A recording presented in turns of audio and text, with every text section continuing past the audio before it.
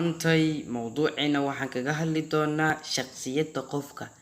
Shakhsiyadda qofka markaan leeyahay waxaan kala jeedaa qof kasta waxa uu leeyahay xaalad u gooni ah isaga oo ma jiro qof ku xaalad ah.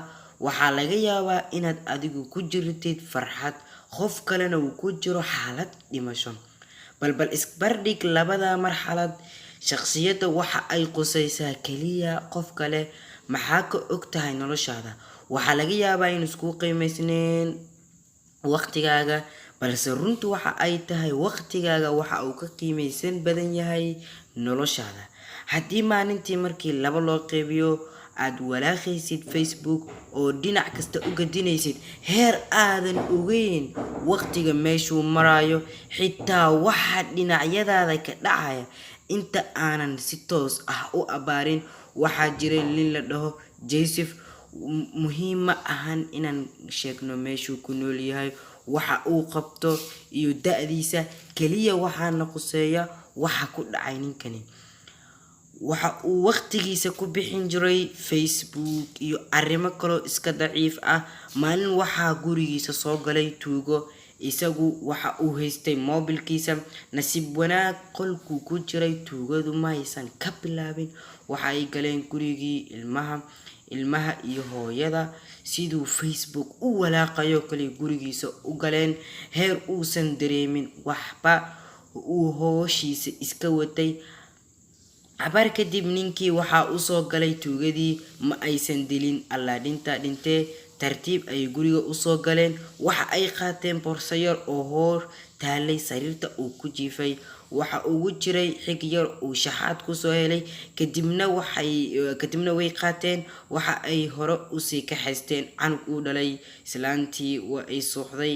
cabaar kadib way soo kacday. waxa ay u soo gashay gurigii uu ku jiray isaga. waxay ku tiri, warbale maxaa kugu dhacay? kulaha xaa dhacay? arrintii ayaa loo sheegay.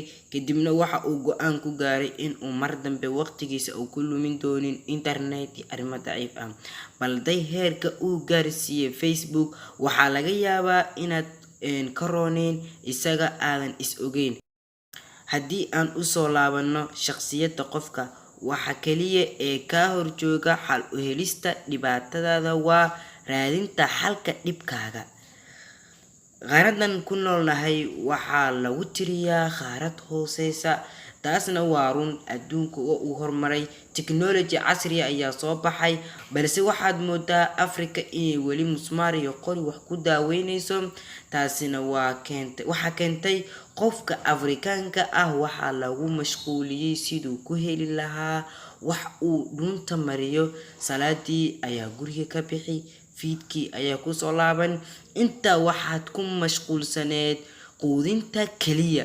dhalinyaradii waxaa moodaa in la haysto oo mar waxa aamini la'dahay qofkan xormiya mise maahan, siduu u dhaqmayo. haddii aan saan ku jirno kormaan horumar gaarin.